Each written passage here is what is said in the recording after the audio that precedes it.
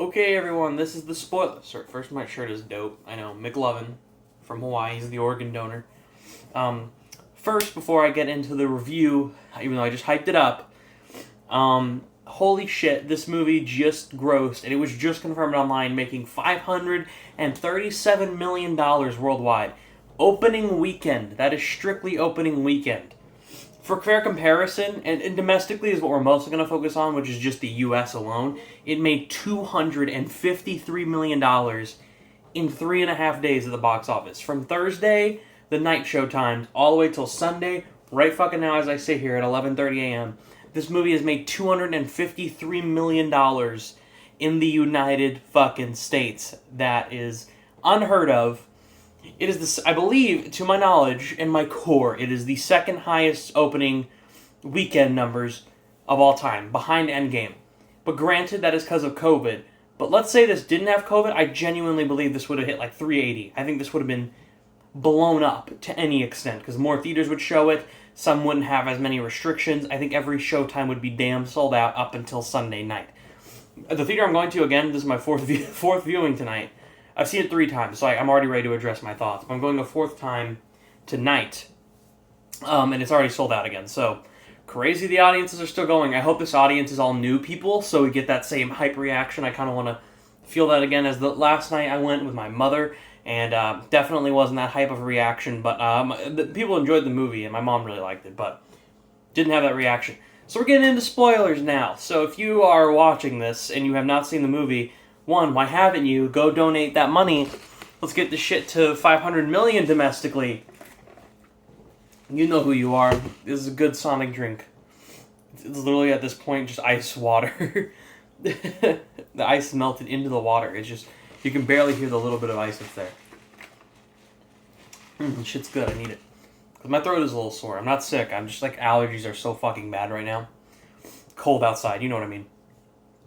Alright, so Spider-Man No Way Home. I did a non-spoiler review, and now that I can finally go in depth about this, everything us big fans thought was going to happen was true. That kind of makes it a little line predictable, but down the line, overall, when you see it is different than when you hear it and when you think it. Seeing something happen in front of you that's just that amazing is a pure level of shock and excitement and love that purely comes from you. And if you're a big Spidey fan, you should theoretically love this movie, unless you're like a naggy bitch. Who just, look, it's stupid. I'm already going to address that this movie's stupid. This film is ridiculous. Stuff is not explained a lot of the time. Some of the editing choices are weird. Some of the jokes definitely do not land. There are line deliveries where I wonder, why the hell did they put that in there? That is so dumb and goofy. But I loved it, so I don't give a fuck. I have increased my score. I said a 9 out of 10. I'm just going to fucking say it already. It's a 10 out of 10 for me. This film is going to be that Spider-Man film. Unlike Spider-Man 2 and Spider-Verse, which is my favorite, that I think are 10 out of 10s genuinely because they are that entertaining and great and deserve it. This is a film that I feel deserves an 8, but the hype is like a fucking 12 and my excitement is at like a 12, that I'm giving it a 10. And I know 12 is off the scale. It isn't a realistic number. No shit it isn't. But I love the fuck out of this goddamn movie. YMS, I believe, gave it a 7. And if YMS gives it a 7, I think that should let you know. This is probably amazing. I mean, he even said it's stupid as well. But granted, everyone's going to claim all this stupidity. It's a comic book movie about Spider-Man. And now we can get into spoilers. So, yeah, click out the video if you don't want spoilers. I gave you fucking 4.5 minutes. You better enjoy that time with no spoilers. Andrew and Toby and Daredevil, oh my god, they're all in it. Holy fucking shit. It's still amazing just to imagine them being in it, and they are in it. I've seen it numerous times now. I've seen it 3 times on the big screen, and they are fucking in it. Can you believe that? Can you believe that? They are in it. Alright, so I'm going to go quickly through the story and the basics. Basically, this is taking place directly after Spider-Man Far From Home. Tom Holland, Spider-Man, Peter Parker, in a rough place. Everyone is kind of against him. Everyone's like seeing him as a villain, a vigilante. Most people are, not everyone. But, of course, not the people who know him and some of the people who fairly trust him. But a lot of people are seeing him as this villain who killed Mysterio, even though Mysterio was the villain, as a lot of people would notice. But not everyone believes him, of course. And, of course, he has legal troubles and all this shit. He's not being able to get into college. With the legal troubles, that's wrapped up quickly. Matt Murdock, good fucking lawyer, gets him out of it. Legal troubles are done. There's still a court of public opinion. Who the fuck cares? That was just there to, I think, that was strictly just fan service. I think those first 15 minutes are the weakest part of the movie. Maybe first, 25 minutes. I would say, after the Doc Ock bridge fight, that's when the movie picks up a little bit more pace. So yeah, he goes to Doctor Strange to, inherently make people forget that he is Spider-Man. He'll be known as Peter Parker, people will know him, but no one is going to remember he's Spider-Man and have to go through that. Everyone will forget he's Spider-Man, simply. And then he keeps changing spells. He's like, oh, no, MJ should know. And then he changes the spell. Ned should know, changes the spell. Aunt May should know, changes the spell. Happy should know. Oh, anyone who knows Spider-Man before. Shit goes cataclysmic. Everyone from multiverses, anyone who knows who Peter Parker is Spider-Man from any universe of the millions, come through. Now, strictly, theoretically, they could send in 4 million villains and make this movie a literal headache nightmare of Ready Player One-ness to launch. But instead they make it a little bit more laid down fan service, but it is for the plot and is actually important to the plot. Unlike fan service just being thrown in there, say, as much as I thought Ghostbusters Afterlife was really fun, the worst part is that last 40 minutes that is just a repeat of Ghostbusters, the original. It is strictly fan service, and some of it's a headache, some of it's fun. A weird mixture. Here, it is done for the plot, and it is done very well and entertainingly, which is why I cannot very much complain about it. He basically is going to talk to the college, the supporting assistant college administration counselor, and on the bridge, and he's trying to talk to her about letting MJ and Ned get into college, and that happens. Doc Ock shows up, starts fucking up all the cars. Spider-Man goes against him, but Doc Ock eventually gets the nanotech from his Spidey suit, and then with this ability, though, Spider-Man's able to control his suit to make sure he can't attack anyone, because if everyone knows Doc Ock, of course his tentacles are in control more than he is, and that's, everyone knows that, I know I'm talking about it. So basically, all the villains are thrown in, showed up kind of quickly at a point. Doc Ock is the big fight one we get. He's pretty much the only one they fight until the ending. I guess you could say there's little moments, it seems, but that's the real fight scene. That goes on for 2.5, 3 minutes. So it's a real sequence. And then all of them are eventually captured, including Green Goblin, Willem Dafoe, which was so good to see him. And let me tell you, he's even better in this than he is in the original Spider-Man one. He is stellar in this movie. Really fucking good. So basically, with all this comes great power and great response. No. With all of this happening, Doctor Strange is they're going to be sent back to their original universes and back to the point where they died. So pretty much when they get back there, they would all go to the point where they died. Because when they got sent to this universe, they were sent there right the moment before they died. And it was Doc Ock was explaining he was killing Spider-Man, and then he just ended up waking up there he was about to die before that. And then Jamie Foxx is a way funnier line. He's I was kicking Spider-Man's ass. And he goes, and I was harnessing all the power and the data so I could become pure energy to stop him. And then, oh shit, I was about to die. I love that line. That's the one funny line from Jamie Foxx where I thought it was well delivered and funny. That and the Black Spider-Man line, which we'll get to later. So this moves all the characters in a dispute. So Doctor Strange and Spider-Man have a fight. Spider-Man wants them to be cured and have all these things go away from them, so that way when they return to their universes, they're returned safely and have the strict ability to their personal lives. They won't have everything completely fucked up, and they won't be dead. For most of them, of course, Sandman with his daughter. That element, but no one else will die going back. Which I like that element. It's good to add to Peter's depth as he is the Spider-Man out of the three. Not saying all of them aren't into it. There is proof throughout the films that they don't all want their heroes to die because that's who Spider-Man is. He doesn't stand for that. But this Peter has strictly been the one who always tries to save the villains from dying if he can. If he can. And he succeeded. Vulture's there. Vulture's alive. Mysterio's a bit of a wacko. And then the movie really picks up. They take the villains out to Spidey's house. They start making cures for everyone. They cured Doc Ock very quickly. Green Goblin snaps back in. Norman Osborn's completely gone from his head, and it's back to the Green Goblin. And he sets everything off. He makes all the villains go against Peter. And in this scene, we tragically have the fight between Green Goblin and them. Lizard is there. Sandman's there. Electro, everyone's there. Shit goes chaotic. Everyone escapes after that, and Green Goblin kills Aunt May. Tragic scene. It is so well handled Not just in a fan service way for having the line "Great power must also come great responsibility" is how she says it. But all of that was just so well handled and very emotional. You could feel every time I've seen it, you can only see that one person in the back, and just inhaling all their tears and their boogers. They're losing their shit. You know it. You're getting so sad. Quickly after the scene ends, we're thrown back to Ned and MJ. Ned and MJ are given the box and the sling ring from Doctor Strange so he can't come back, and the box is there in case anything bad does happen. They can send everyone back without a hassle. That's why MJ has the box. So, this puts in place a thing where they're like, well, I wish we could see him right now to make sure he's okay, and of course he has the sling ring, and who the fuck pops through? Every time I get chills. It's just like crazy to see. It's like, that first time I saw it, it was like, no way. Nah, no way. No way. It's already happening. We're only like an hour and a half in. What the fuck? Andrew hops through that fucking portal, man. And the audience, the first two times the audience lost their fucking minds. Especially that first time. I'm not kidding when I say you could not hear the dialogue of the movie for like 45 seconds. They were so incredibly loud. And I was into it. I was like, yeah, fuck it. I don't even care. He's there. It's just cool to see him. I'll see it eventually again where I hear what the hell they're saying those first 30 seconds. But damn, it was loud in the movie, because holy shit, it's just crazy. I'm going to say all the back and forth between them is handled very well, the three Spider-Man, because Tobey Maguire shows up after, just as loud of an applause, if not even louder at the time. It's just so crazy that they're all there. It's like, no. It doesn't feel like I'm in a real reality. That shit feels fake, but it really happened. So all of them are eventually together.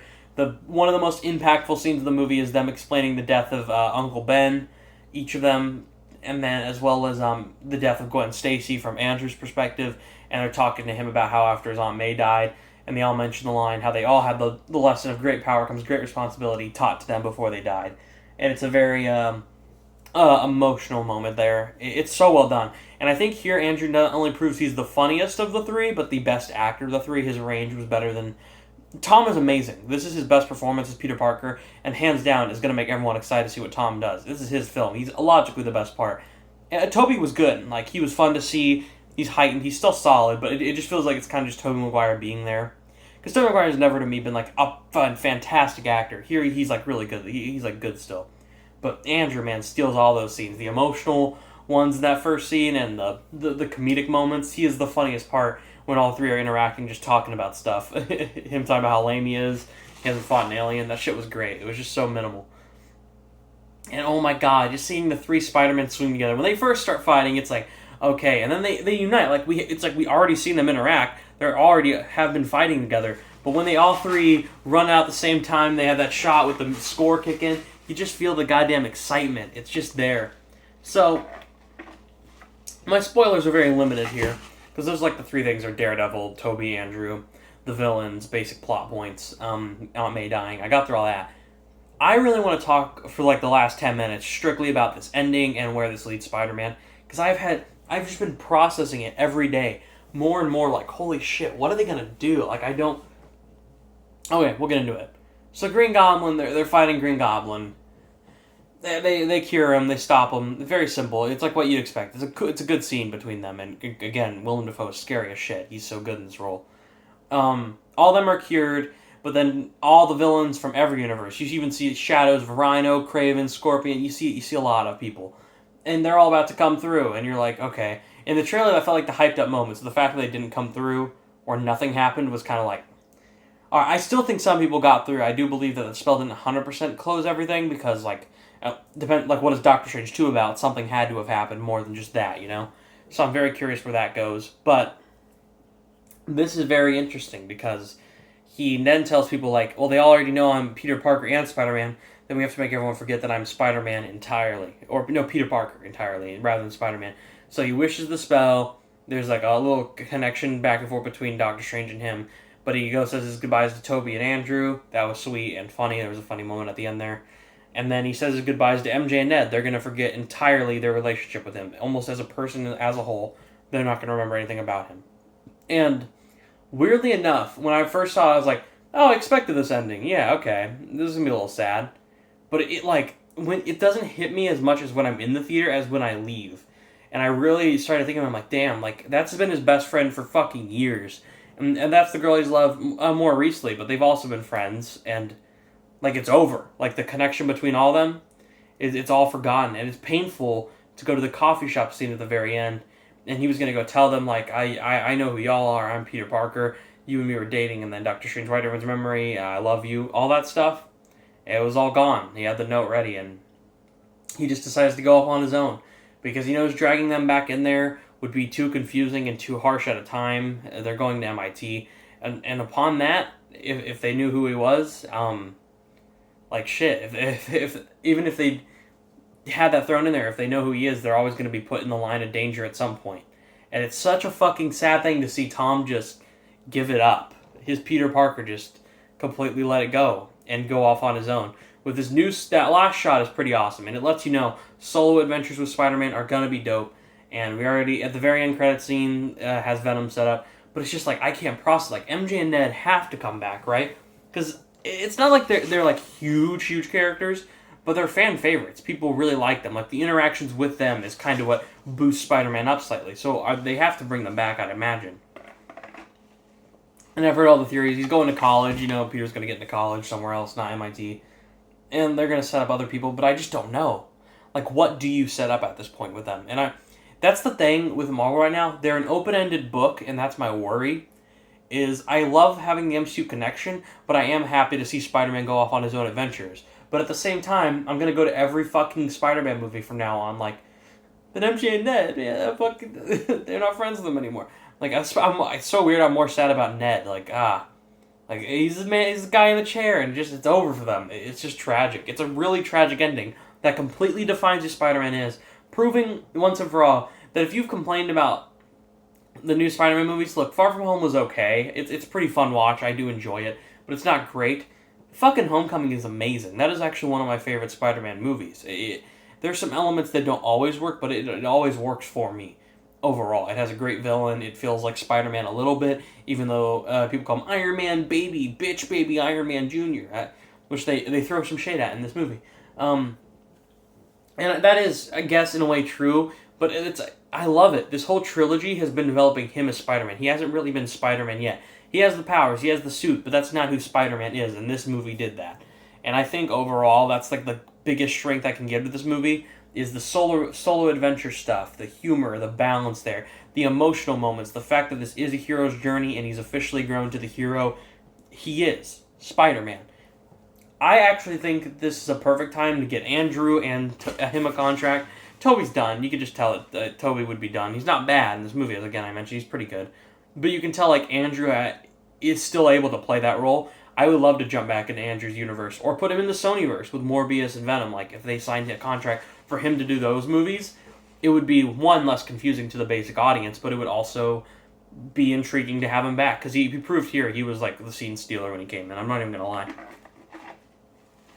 And nothing against Tobey, again, he has some really good scenes that are great, too, and they're very funny and very enjoyable. I'm just saying Andrew steals the scenes, more so. Again, I'm not a big defender of the Andrew movies. I kind of hate Amazing Spider-Man 2. It's one of the worst fucking messy, schlocky shits I've ever seen. There's some good moments to it, but it's a hard watch for me to really get into. I don't really care about it. The Gwen scene, of course, is very emotional. That scene worked very well, and some of the action scenes and visuals are good. And Andrew's always good. I mean, even in the mediocre movies with the shitty writing, yeah, they're good.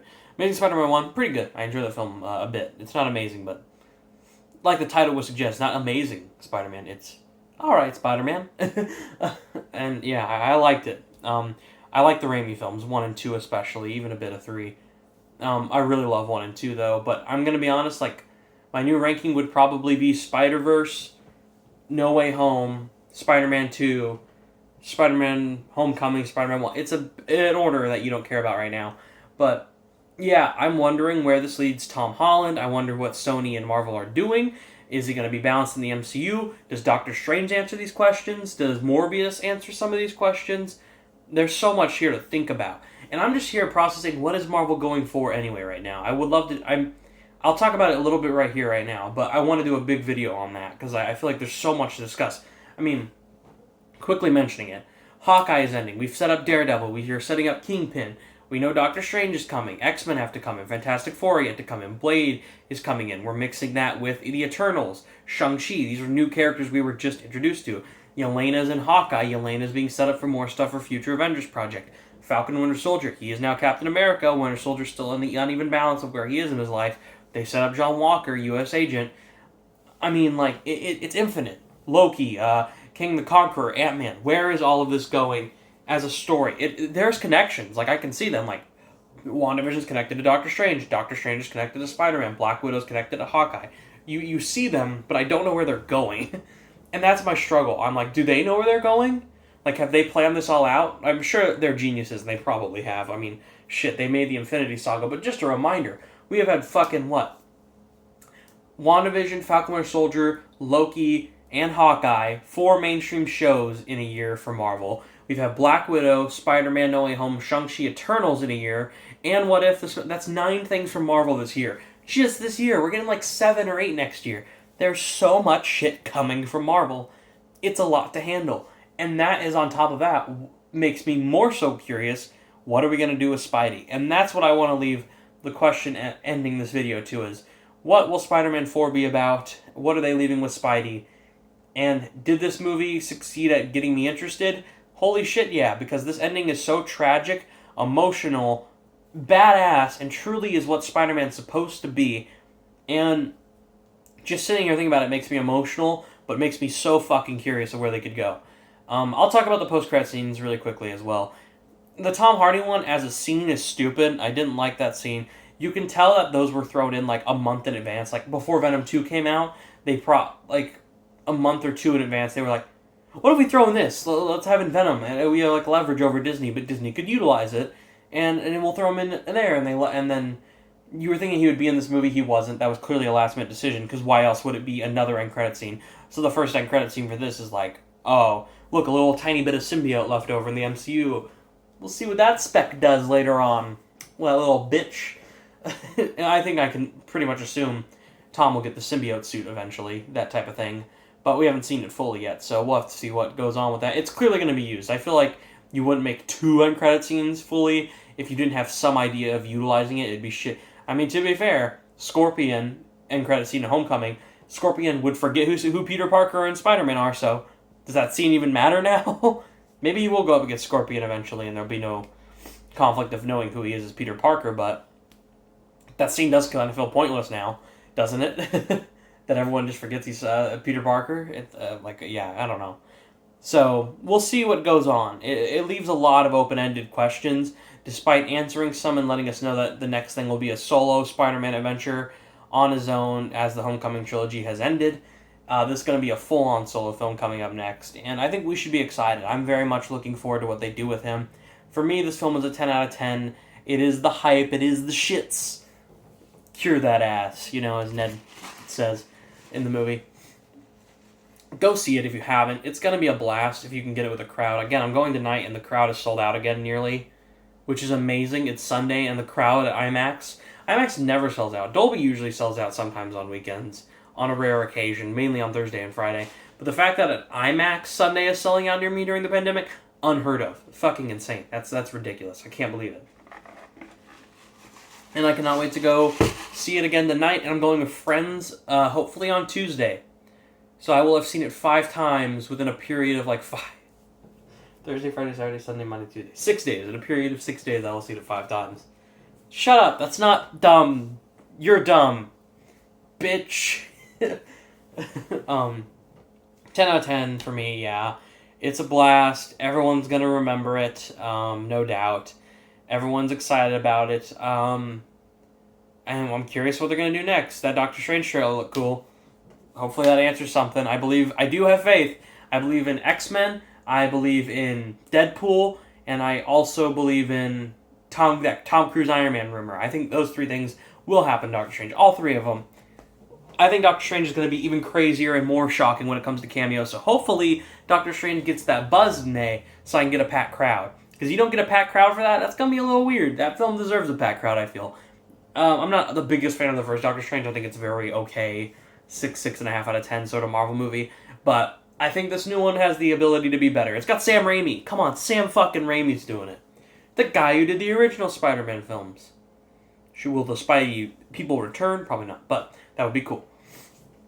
So yeah, that's the ending for this video. Next upcoming for reviews, I still need to do a double feature review. I mentioned of The King's Man, and what was the other film? I didn't do West Side Story and Encanto. I said I would do The King's Man. What else did I say I was going to review a while back? Doesn't matter. I'm going to review The King's Man eventually soon, because I need to do it. I might hold off till it's out so I can do a spoiler discussion, because there's some jaw-dropping moments in that I do want to actually talk about. And I already did kind of a non-spoiler, like 3-minute thought video. That's simple enough for you to get my thoughts. There's not much I have to say unless I get into spoilers. So I might wait until it comes out for spoilers. Matrix is coming up. Sing 2 is coming up. Maybe I'll do a deeper discussion on Red Rocket once it's out. Licorice Pizza comes out this upcoming Christmas weekend. Hopefully I can find a fucking day to see Licorice Pizza. Holy shit, am I looking forward to that as much as rewatching Red Rocket. A lot of stuff coming out. So, yeah. Spider-Man, thumbs up. Everyone should see it. Bye-bye.